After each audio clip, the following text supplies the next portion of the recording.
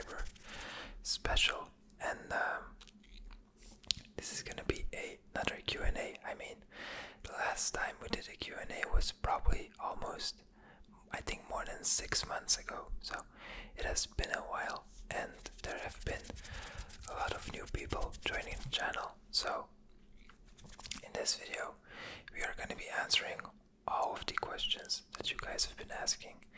I'm going to open them up actually right here on my phone just to see. Hold up.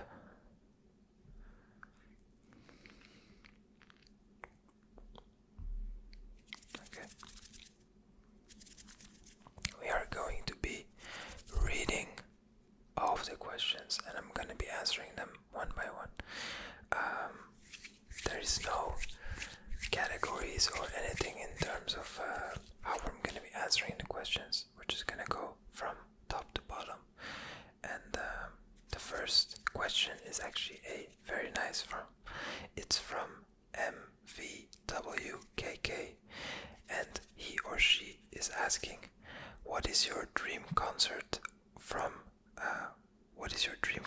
of a past or current artist? So, very nice question to start off the Q&A with, and a very fitting question because my favorite artist just posted or mentioned that he is going to be making new music again. So, to answer the question, my all-time favorite artist is someone called John Bellion.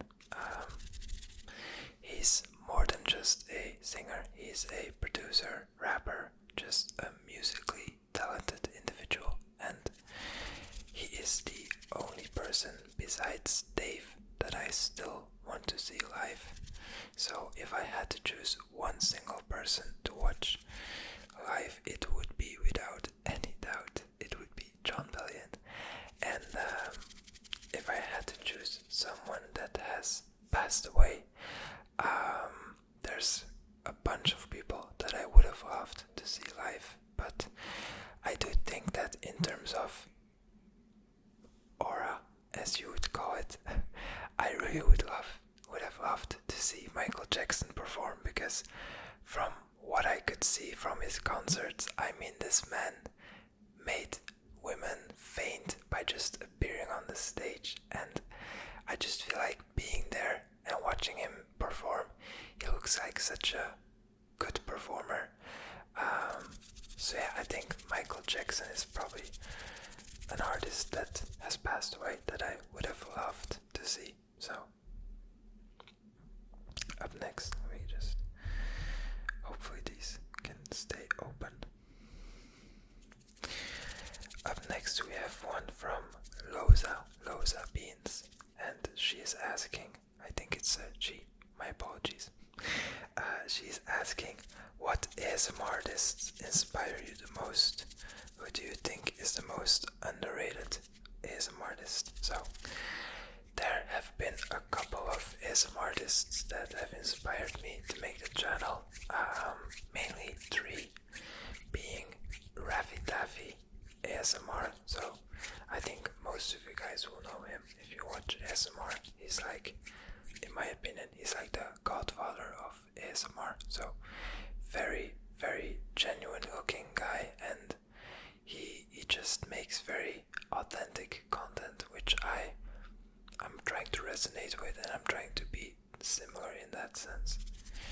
Then we have PJ ASMR. He's also been around for quite a while now. So I first watched this channel or noticed this channel from the ASMR on the lake video. It's I think it's one of his most watched videos, but it's just a very well executed video, well made video, and it was this video that kind of made me like realize that ASMR could be used in a very creative way as well, which I really enjoyed. So for example, when I did my ASMR in the snow last year, this was kind of inspired by the ASMR on the lake video. So, and then the last person is someone who mainly just pushed me over the edge of being uncertain about starting the channel, and that is Anton ASMR. He is a Swedish but English talking ASMR artist, and I just feel like I resonate with his channel and his vibe quite a lot. I've also had a couple of people mentioning that I remind them of Anton, which is a very big compliment, I think. So yeah, those three are mainly my biggest inspirations, I would say. And when it comes to the most underrated ASMR artist, I don't really feel like there's many ASMR artists that I watch that are underrated, but if I would have to say one, I kind of still feel like Anton is a bit underrated. Same with the what's his name? I'm so sorry, I'm so bad with names. Anton often collabs with this person. I'm gonna try to put his handle on the screen, but they're both, I mean, experienced ASMR artists with a decent amount of following. But I feel like if I watch the quality of Anton's videos, I feel like it's in the range of 100 to 200,000 subscribers at least. So yeah, those two are for sure underrated still, in my opinion. So let's go on to the next question. Then we have Angelo Rios 2339 is asking, why have you chosen ASMR? I love the quality of your videos. Please make soft spoken videos. First of all, thank you, Angelo. Thank you. I will be making some soft spoken videos in the near future. There's a bunch of ideas that I've still lined up, so I want to get to those first. Your question, Jesus, I already forgot the question. Your question was, why have you chosen ASMR? So that's a very, very, very, very, very good question. I've been watching ASMR for the past 5 to 6 years, somewhere when I started my college, and I finished already, but I started watching in college because of stress, and watching ASMR really, really, really helped me. And there was just a point last year where I felt like I wanted to do something new creatively with my life, because I was kind of getting tired of photography and videography and stuff like this. So I started thinking about YouTube again, because I've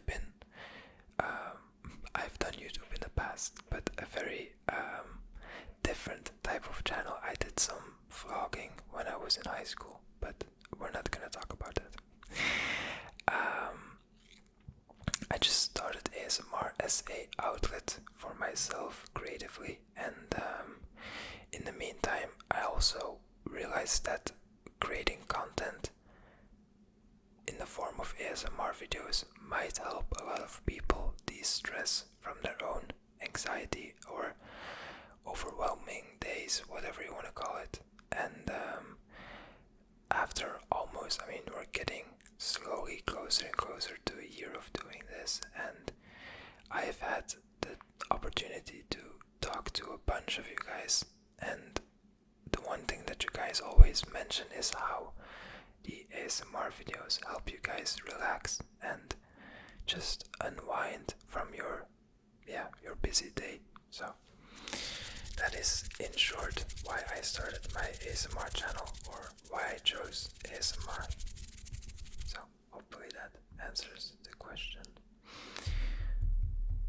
Up next we have a question from Tomri asking, what was your first car and the car you drive right now? So Before answering that question, I have to mention that I am by far a car guy. I do not care about what car I drive. I do not care about cars in general. I kind of just think that a car is supposed to be putting you from place A to place B, and that's about it for me. So unfortunately, this is not going to be a in-depth talk about how I enjoy cars or whatever. I do appreciate nice cars. I think if I were to choose a dream car right now, for example, I would say that a old school looking Porsche always looks nice, or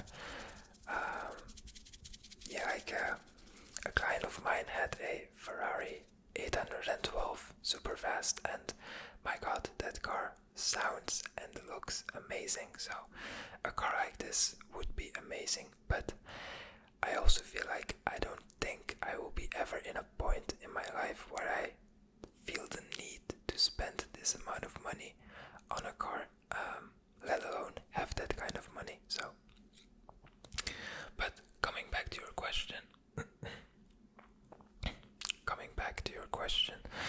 my first car was a Ford Fiesta from 2003 with about almost 300,000 kilometers on it. So a very old and almost broken car, but it was an amazing car in my opinion to learn how to drive, and I drove that car for about, I would say, about 3 years.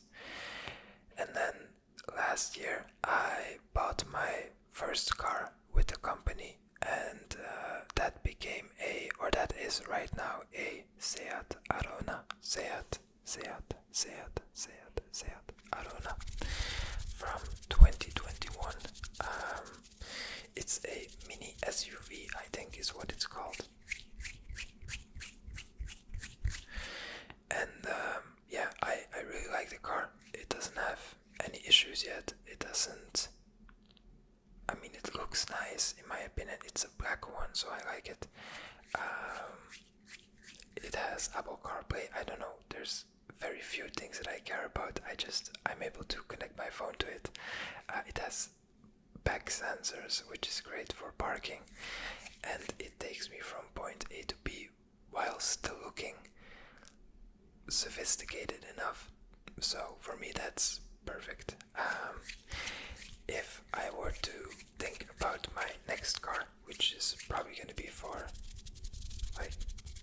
I'm thinking about 2028, 2030, or 2030, not 2030. I think I will have to be going for an electrical one, so I immediately am thinking about a Tesla, like a Model X or something like this. So, but by that time there will be probably way more electrical cars on the market, and we will see how things develop. So hopefully that answers the question. Once again, thank you for that question. That was a very nice one. Okay, so up next we have a question from Nathaniel asking, how did you get into ASMR? This is I kind of answered this one earlier, so I've been watching for a while. I kind of felt like I wanted to do something more creative again, and then I just decided to, hey, I have all the equipment, I have the camera, I have the microphone, let me just try and make a video, and here we are.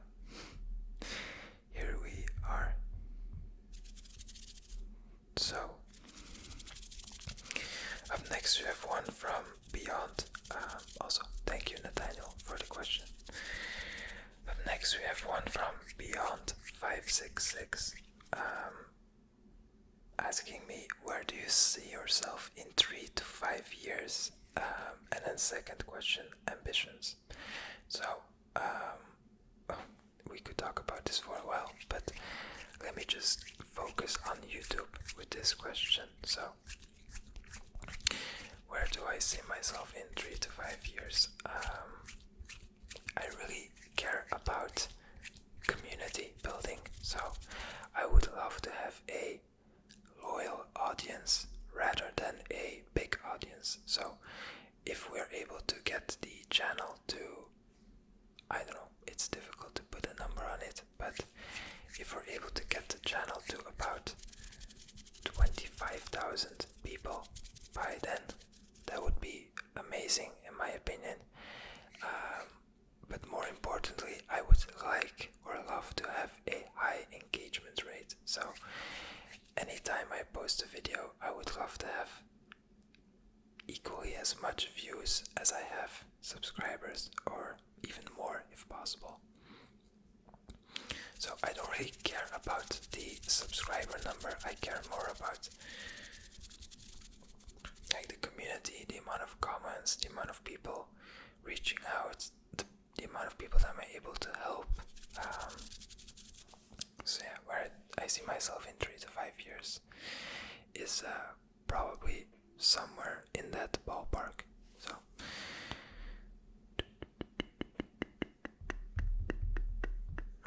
let me see. Okay. Up next, we have a question from Katie. And she's asking, what is your favorite food and do you cook often at home? Okay, very nice question. So I'm gonna be answering the second question first, and the answer to that is yes. I've been living in this apartment for about 5 months almost, or 4.5 months almost, and I have never done takeaway. I really dislike the takeaway culture because, first of all, in my opinion, or this is just factual, cooking at home is so much more economically smart. I think every time I look up on like takeaway.com or whatever, I see the amount that I'm gonna be paying for a meal, and I'm just like, I can make 5 meals for that price. So I really try to avoid doing takeaway unless I'm going to a restaurant with my girlfriend or my family. Then it's more about the experience rather than the food. So yeah, I do really like to cook at home, and I do so. I mainly cook in bulk, so I try to go to the gym often enough to care about my health and care about my food intake. So I tend to eat accordingly, and my food mainly consists of rice, vegetables, sometimes pasta, and then lots of meat and dairy products as well. So, for example, last week I made a Thai dish called, I think it's called Pat Krapao Kai Kai. It's basically minced meat with chili peppers and Thai basil with a sauce based on soy sauce and other stuff, and I added edamame to have some kind of vegetables. So yeah, when it comes to my favorite food of all time, I think I would go with like a traditional Napolitan pizza. I really like pizza. I think till this date the best pizza that I've ever had was in Malaga with my girlfriend last year. We had this amazing meatball pizza, and it hit the spot in every sense of the word. So yeah, that was a very memorable pizza. Okay.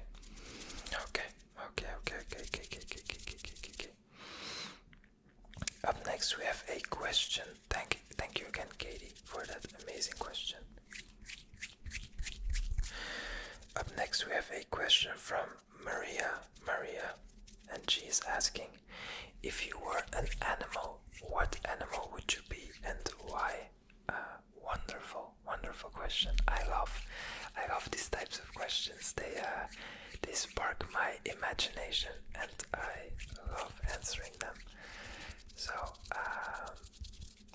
obviously think it would be amazing to be a dog in a wealthy and healthy family.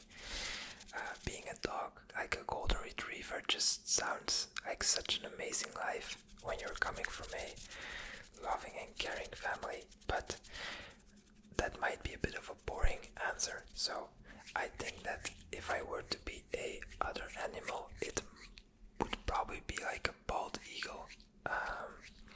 I think eagles and I think that if I were to be an animal, I would like to be at the top of the food chain. So I would be like a hippo, for example, is pretty high on the food chain, or a shark maybe, or like an orca.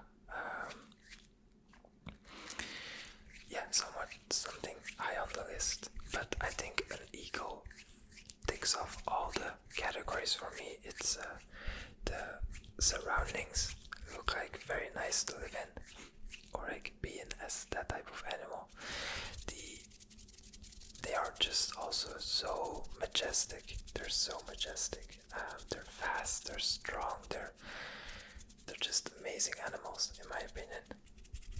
And they are at the top of their food chain, so they have very few predators besides obviously humans and probably some other animals, but very few. So if I were to choose one, it would probably be a bald eagle. Eagle. Okay, then up next we are going to be answering the questions from the community post tab, starting with Rocco. You mentioned you love to travel. Which country do you think you took your best photos? Any specific countries you would like to visit in the future? Okay, another wonderful question. So, I've traveled to quite a few places by now, and I think till this date my best or my most favorite pictures were taken in Japan. There's just something about that country that it's inexplainable. I love the culture. I love the environment. I think I would be able to live there if it wasn't for my work. But and then the pictures that I was able to take there, I even have a couple of them on my web shop if you want to check those out. The link is always the first one in the description.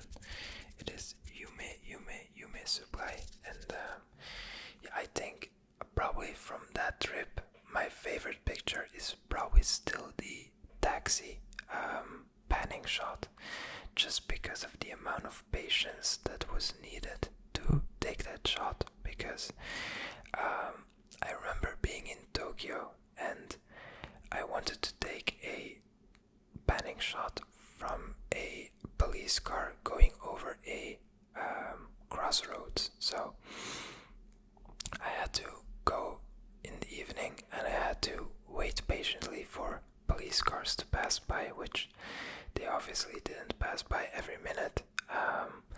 So I remember waiting for about 45 minutes to an hour before getting that shot, and making the edit afterwards, I just realized how fulfilling the patience was. So I think that picture is still one of my favorite ones. It's also for sale on the web shop, so if you're into that type of photography and you want to put some nice decoration on your walls, then check them out. So what else was she asking? Because there was a second part to that question. Oh, any specific countries I want to visit in the future? For sure, there are still many places that I want to visit. Right now, I think that Canada is pretty high up on my list. Same with Iceland.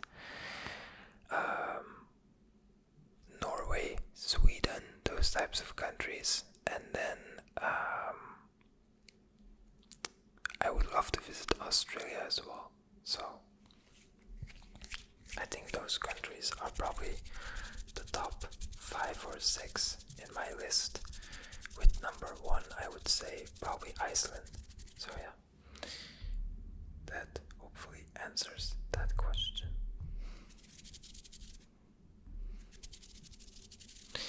Up next we have one from Sal, which another big shout out to Sal, because he bought another 2 pictures from the web shop. Sal, if you're listening to this, you are one of the biggest MVPs on this channel, and I really appreciate all your support. So I just wanted to give you another big shout out. So you're asking, or he's asking, what are your biggest fears and why? It's a very deep and good question. I don't really have many fears. I think my biggest personal fear is probably not living up to my potential. I feel like every person has a certain potential in what they're doing, and I think my biggest fear would be becoming old and kind of not reaching or not have reached that potential, which is a very, I would say it's a question or an answer on a certain scale, because for example, let's take someone that is into sports. I feel like a lot of people have the potential to become a pro player, but does that mean that becoming a pro player is a must? I don't agree with that. I don't think that becoming the best or becoming at the top level of what you can be means reaching your potential. I just mean more like I don't want any regrets about my output, meaning that it's difficult to answer, but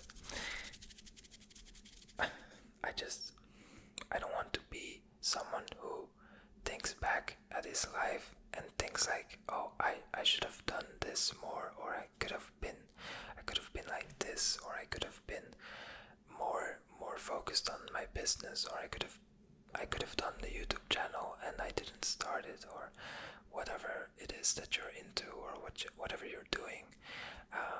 I always want to at least try doing what I think I want to do, and then if I don't like it or I don't succeed in it, well, that's another way of handling it, but at least I've tried, and at least I've given my all to do so.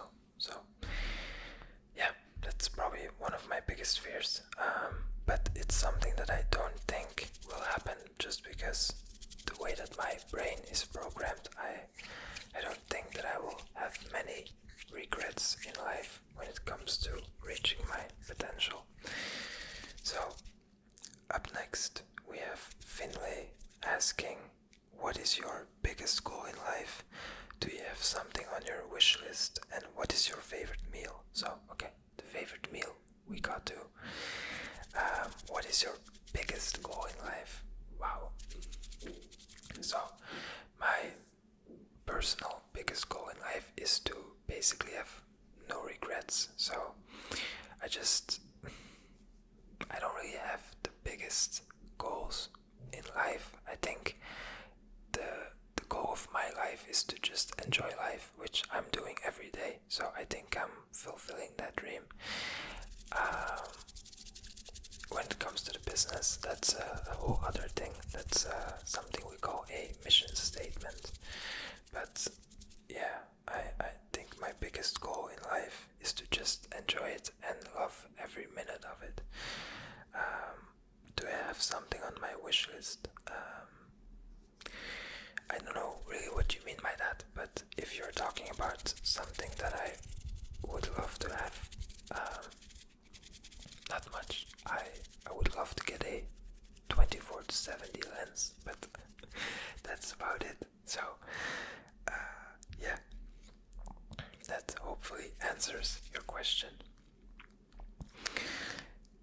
next we have Tyler asking, what is your favorite self-development book? Okay, very good question, Tyler. Thank you. I have read quite a few of those. I made a video about making or self-development books a couple weeks ago, and my favorite one is probably the one that I just read, which is the 12-week year. And my god, such an amazing book in my opinion. Very concise. It's about 160 or 170 pages. So not that much at all. And it just talks about the idea that you have to view a year as a 12-week period instead of 52 weeks. And it's about accountability, periodization, I think that's the word, and other things, but just a very, very valid and solid book to read if you're starting out, or even if you're someone like me and you're already doing business for about 5 years now. I think everyone could benefit from it. Sorry. So yeah, I think that's my favorite self-development book. And for your information, I am reading right now the book from Ali Abdal about productivity. So I will be making some more videos or talk about that book in videos that are coming up.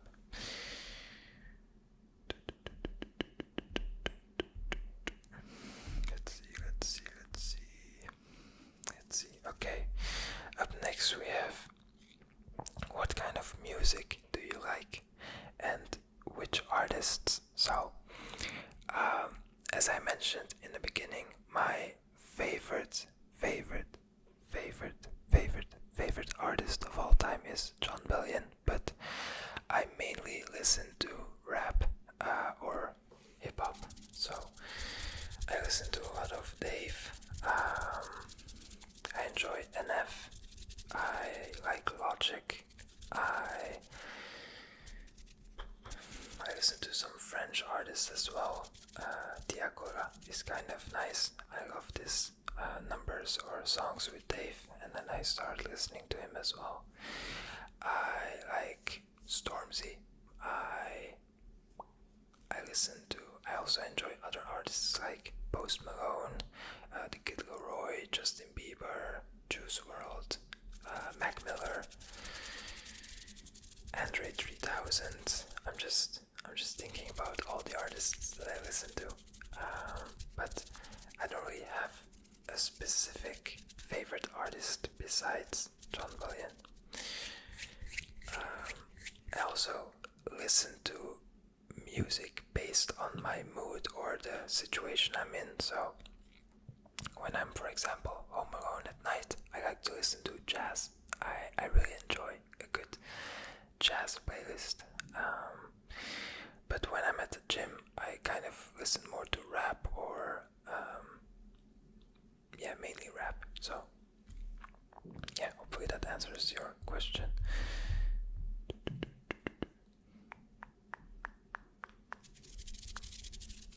Okay, up next we have, thank you Sophia for the amazing question. Up next we have a question from his Duckling. Is there anything you've discovered about being an ASMR content creator that you didn't expect when you first started? Absolutely. I think my biggest fear when starting out the channel was getting, I wouldn't say judged, but people reacting weirdly to the videos. And I think the biggest surprise in a positive sense of the word is the fact that everyone is just so kind. It's unbelievable how many amazing people are joining the channel and just leaving amazing comments. So, and I really mean this. I think I've had one negative comment in the time span of the past past 9 months. I think that's unbelievable, because when I'm on different channels, when I'm on different apps like Instagram or TikTok, and I see some of the comments, I'm just like, well, thank God those people, or that isn't happening to me. So knock on wood that stays like this. But that is for sure the biggest surprise that I've had, or I've noticed since starting the channel. Then we have Miguelito asking, any advice you'd give to someone who is trying to start a business? Yes, I have plenty of advice to give, actually, but I think the main advice, it also depends on your industry, but if you're doing anything creatively, I would say, contrary to what other people might say before or differently, is I think you really should focus first on your portfolio. Any work you do, whether it be photography, design, videography, whatever you're doing, I think building a solid portfolio not only helps you get more clients faster, it also helps you as a creator to be proud of what you're presenting. When I first started out with doing photography, videography, and even web design, my biggest fear was always going to clients with the work that I had delivered, because I was able to get some very small projects pretty fast. But then when I wanted to go with that work to another client, I kind of felt like the work wasn't up to my full potential. So if I were to start over, I probably would first create a nice looking portfolio full of work that I'm actually proud of, and then start looking for paid work. So that's probably my biggest tip that I would give to anyone that is just starting out. But take it from me or don't. Just, I think the biggest advice actually to give you is just start. Just do it. Don't wait. Don't think about it too much. Just start. Just, if you're young, if you're able, if you're living with your parents, if you're able to do and take risks, take them. There's obviously, think about the industry. If you're gonna have to invest like $50,000 or euros in your business before able to get started, then think about those things as well. But for me personally, I had to buy a camera and that's about it. So, and a laptop, but I already had those things. So, just like Elijah Buff used to say, just do it. So, yeah, I really think that a lot of people overthink the idea of starting, and they underestimate the power of starting. So, that's what I think. Up next, we have, we're slowly getting to the end of it. What kind of work do you do, and what did you study? So, I already kind of answered this a bit in the previous question, but I am a business owner and I have a marketing and web design agency based in Belgium, where we help businesses authentically grow their business. So we take away all the worries of their websites, their socials, their creative thinking. We just kind of help them with that part of the business, and we help them grow sustainably and authentically. So yeah, that's what I've been doing for the past couple of years, and that's what I'm planning on doing for the next foreseeable future, hopefully long future. What I studied in college is marketing multimedia. So I learned about the psychology of marketing and sales, and I learned about videography and photography a bit as well. Yeah, I've done my bachelor, I have my diploma, and then I just started doing the business. So that's kind of how my profession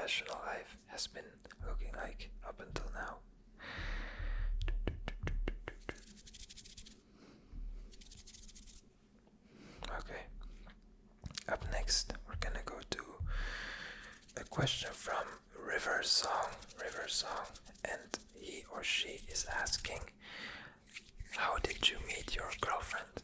Okay, I'm gonna leave the details for a future video when eventually she is gonna be on the channel. If you're watching this, you're gonna be on the channel, just so you know. But basically, we met on Tinder back in the first wave of quarantine, and yeah, it has been quite a journey since then, but I wouldn't have it any other way. If you asked me a couple years ago that I believed in that, like Tinder and long distance, I would have said absolutely no, but here we are, and I really couldn't have been or couldn't be any happier. So we met on Tinder, and the rest of that question will be for a future video. Up next we have Omar asking, do you like playing any sports or watching any? I have to go to the gym. I just made a video about that. And I love to play basketball and badminton as well. But watching sports, not really. I kind of only watch football with friends whenever it's like a Champions League happening or a Euro Cup or World Cup is happening. Then I think football is kind of nice because of the ambience and the vibes that are around the people. But besides that, there's not many sports. Maybe volleyball with my girlfriend as well, because she gets really into it. But besides that, I don't think there's many sports that I enjoy watching. So yeah.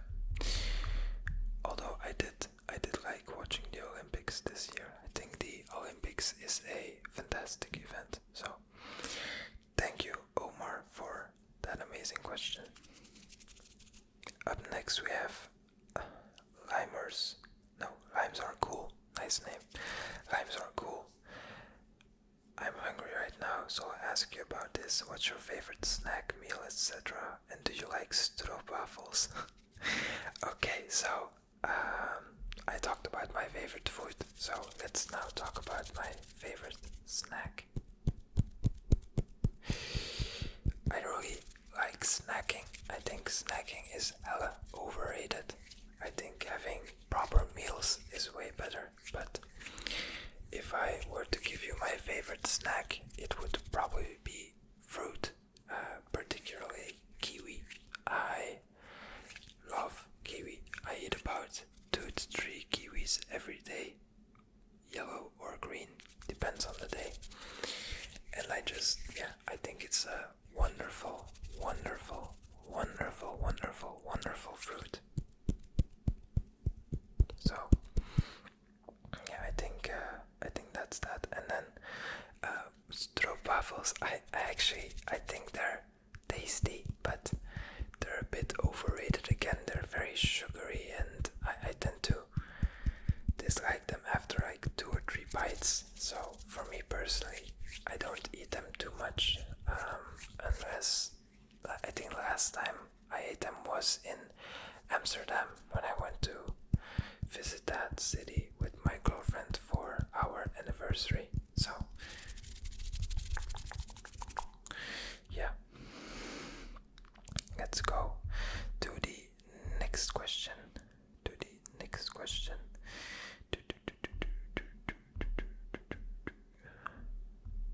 I think we're almost at the end of the questions. Oh, okay. I think we're on to the last question already, which is great because I'm trying to keep this video under an hour. Soida Vidente, her name or his name, is asking, is there any other social media we can follow you on? It's a good question to end the Q&A. I don't have any other socials for this channel. I don't have any Instagram specifically for this channel or TikTok. Instagram for my photography that you always can follow and see a bit of a different side of my life if you are interested in that. So I will put the handle up here.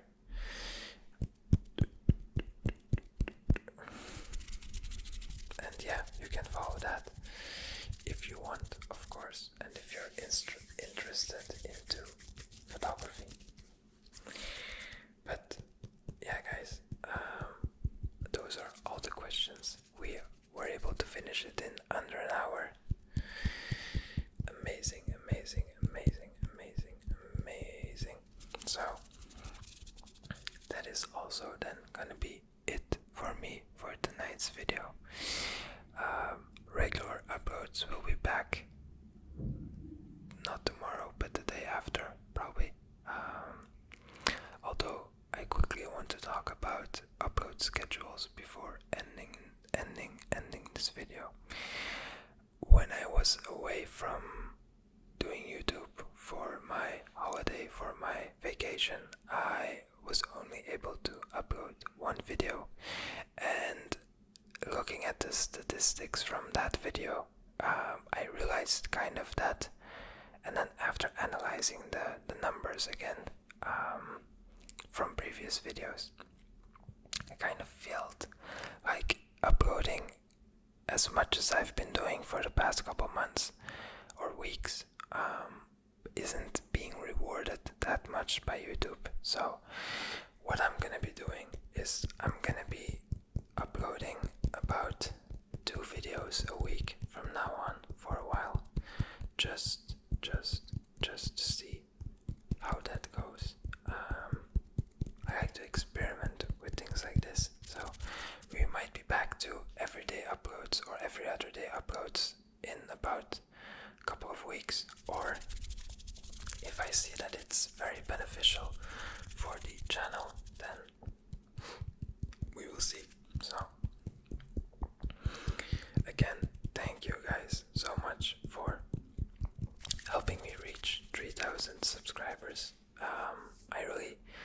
I can't still believe that in the first year of doing this, we're able to get this amount of people to the channel, but I'm very grateful and I can't wait to make the next milestone video, which will be 4,000 subscribers. So as always, I hope you guys did enjoy this video, and besides that, I will see you guys in the next video. Okay guys, bye bye.